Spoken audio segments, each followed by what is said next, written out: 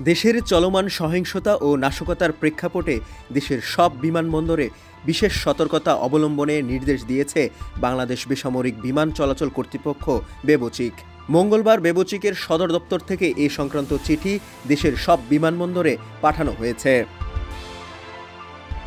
বেবচিকের সহকারী পরিচালক মোহাম্মদ কাউসার মাহমুদ জানিয়েছেন, যাত্রী নিরাপত্তা নিশ্চিত করাই আমাদের সর্বোচ্চ অগ্রাধিকার।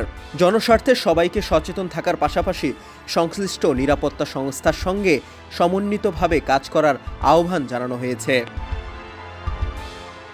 সাম্প্রতিক সময়ে হযরত শাহজালাল আন্তর্জাতিক বিমানবন্দরে কার্গো হাউসে আগুনের ঘটনার পর থেকেই বিমানবন্দরগুলোতে নিরাপত্তা ব্যবস্থা জোরদার করা হয়েছে।